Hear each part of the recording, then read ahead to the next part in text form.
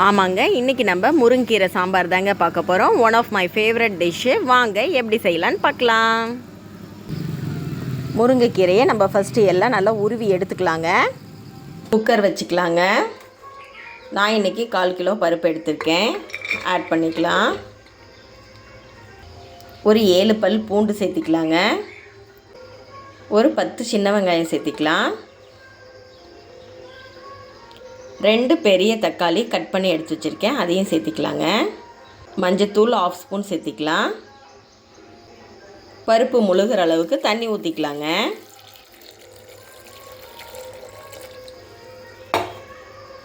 இப்போ நம்ம க்ளோஸ் பண்ணி ஒரு 2 விசில் விட்டு எடுத்துக்கலாங்க. ப்ரெஷர் அடங்கிடுச்சு, ஓப்பன் பண்ணிடலாங்க. இப்போ நம்ம மத்து வச்சு நல்லா கடைஞ்சி எடுத்துக்கலாங்க. பருப்பு நல்லா வந்துருச்சுங்க. இப்போ சாம்பார் தூள் சேர்த்திக்கலாம். 1 ஸ்பூன் சாம்பார் தூள், 1 ஸ்பூன் தனி மிளகாய் தூள். நல்லா மிக்ஸ் பண்ணி விட்டுடலாங்க. நீங்கள் தண்ணியில் கூட கரைச்சி சேர்த்திக்கலாம். நான் அப்படியே தான் சேர்த்திருக்கேன். பருப்பு நல்லா கொதிச்சிருச்சுங்க. முருங்கீரை க்ளீன் பண்ணி எடுத்து வச்சுருக்கேன். இதை நம்ம இப்போ பருப்பில் சேர்த்திக்கலாம். நான் 2 கைப்பிடி அளவு முருங்கீரை இன்றைக்கி சேர்த்துறேங்க. பாருங்கள்,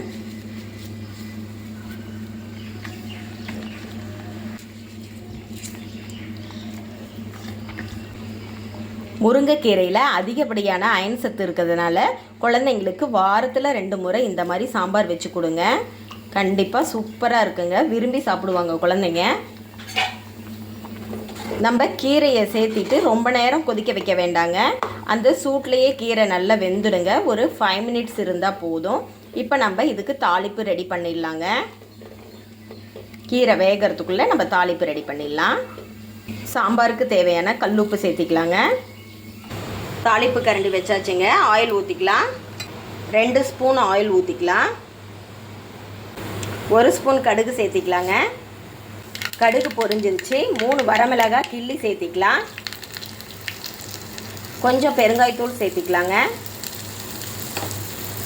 1 ஸ்பூன் ஜீரகம் சேர்த்திக்கலாங்க. ஆஃப் பண்ணிடலாம். இப்போ தாளிப்பை கீரையில் கொட்டிடலாங்க. அருமையான முருங்கைக்கீரை சாம்பார் ரெடிங்க. வாங்க சாப்பிட்டு பார்க்கலாம். முருங்கீரை சாம்பார் ரெடிங்க. இப்போ சூடான சாதத்தில் போட்டு நம்ம டேஸ்ட் பண்ணி பார்க்கலாம். சூப்பராக இருக்குங்க. ஒரே ஒரு அப்பளம் இருந்துச்சுன்னா போதுங்க. பாருங்களேன், நல்ல சுட சுட இருக்குது முருங்கைக்கீரை சாம்பாரும் சுடு சாதமும். டேஸ்ட் பண்ணி பார்த்துடலாங்களா?